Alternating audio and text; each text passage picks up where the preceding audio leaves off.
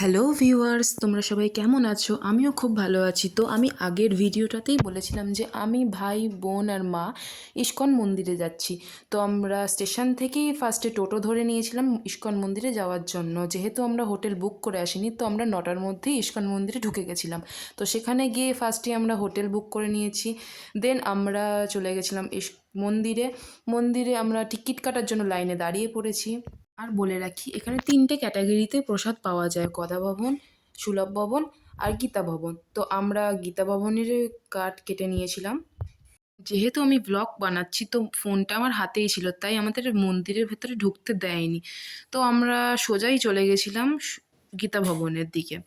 বন্ধুরা, তোমাদের বলে রাখি, এই গীতা ভবনের ভেতর দিয়ে যাওয়ার সময় খুব সুন্দর সুন্দর গোপী ড্রেসের দোকান পাবে। তো আমরা চলে এসেছি গীতা ভবনের জায়গায়, তো যেখানে আমাদের লাইন দিতে হবে এবারে। এখনো এখানে ভিড় হওয়া শুরু হয়নি, কিন্তু কিছুক্ষণ পরই এখানে বহুত ভিড় হয়ে যাবে, কারণ 10,000-এর বেশি লোক এখানে খেতে আসবে।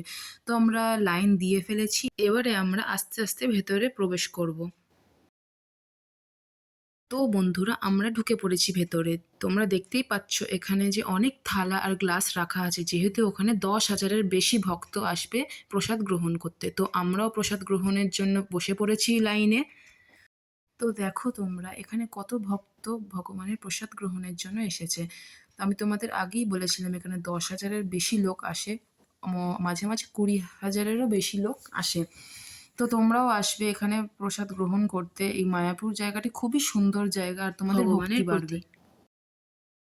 তো বন্ধুরা, আমার এই ভিডিওটা তোমাদের কেমন লাগলো তোমরা কমেন্টে জানাবে, এবং আমার চ্যানেলটা সাবস্ক্রাইব অ্যান্ড লাইক করে দাও। তো দেখা হচ্ছে পরের ভিডিওতে। টাটা।